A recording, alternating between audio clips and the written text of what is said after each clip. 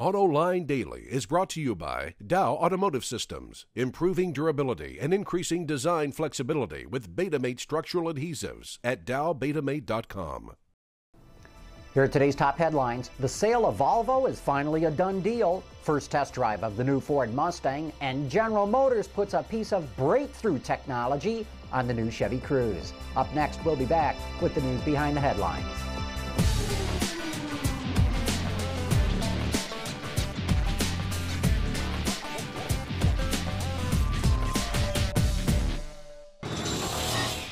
This is Autoline Daily for Monday, March 29th, 2010, and now the news. A big day for China's automotive industry as Geely finally buys Volvo from Ford. According to the Detroit News, the company signed the agreement at Volvo's headquarters in Sweden for $1.8 billion. Ford originally acquired Volvo in 1999 for $6.5 billion.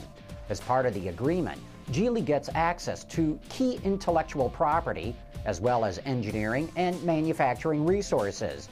And Ford and Volvo will continue to supply each other with engines, powertrain components, and other parts for current products. Japanese automakers are cranking up production at an astounding rate. Bloomberg reports that Honda boosted global production last month by 49%, thanks to growing demand in China, Japan, and the United States. Nissan boosted production 72%, and Toyota cranked it up 83% compared to a year ago. Chevrolet is unveiling the U.S. version of the Cruze at the New York Auto Show this week. It includes a high-mileage version called the Eco that will be powered by a 1.4-liter Turbo 4 with variable cam timing and a 6-speed manual. It also has what I believe is a first for the automotive industry, the use of shape memory composites to open and close louvers on the lower grille to improve aerodynamics at highway speeds. In fact, it was 3 years ago that Dr. Alan Taub from the General Motors Research Labs came on Autoline Detroit to demonstrate how shape memory alloys work, including a demo of the louvers that move automatically with no motor to drive the system. You can learn all about it on our show 1121 on our website, AutolineDetroit.tv. It's no secret Chrysler is in trouble. Right now, the company seriously lacks new products, and it has at least a year to go until it can start selling some Fiat-sourced vehicles. To help lift flagging sales, the Wall Street Journal reports that Chrysler has pulled ahead the launch of its redesigned 300 by 3 or 4 months. The brand's flagship sedan is now expected to go on sale this November rather than the first quarter of next year.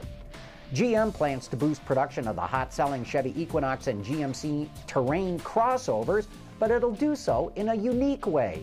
According to the Detroit Free Press, GM's CAMI automotive plant in Ontario, Canada, will be expanded to build extra bodies of the vehicles, which will then be shipped to its OSHAWA plant for paint and final assembly.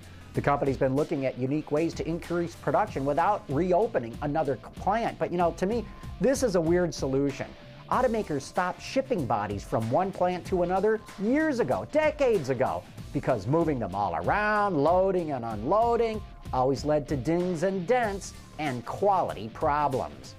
Ford wrapped up the press preview of its 2011 Mustang, and the embargo came off this morning. Even though the pony car just received an overhaul last year, the company has delivered some major upgrades this year. There are minor upgrades to the body and chassis, but as you know, the big news is what's under the hood. Base cars get a brand new V6, 3.7 liters, 305 horsepower, 280 pound-feet of torque, 31 miles per gallon. Well, we've been all through this before. From the driver's seat, the engine is a gem, a huge improvement over the 4-liter V6 it replaces. It's smooth and pulls strong all the way to its 7,000 RPM redline.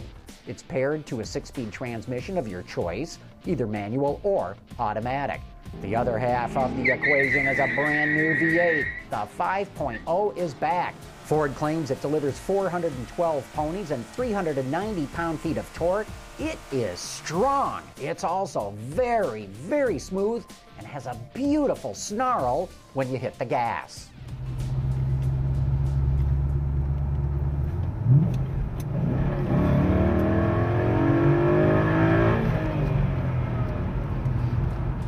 We'll have a lot more on the 2011 Ford Mustang in the coming days, so stay tuned. And coming up next, we've got some driving impressions of the Infiniti M37. We'll be back right after this.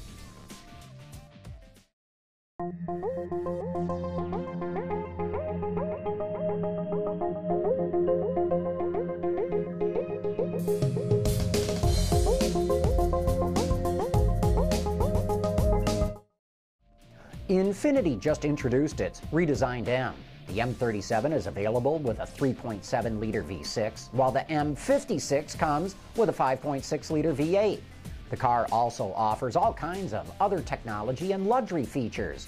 Autoline Daily correspondent Craig Cole took a quick spin in the M37 and filed this report. We're in Southern California right now, right outside of San Diego, and we're test driving the 2011 Infiniti M. Now, this particular car happens to be the M37X, which features a 330 horsepower V6 engine and all-wheel drive.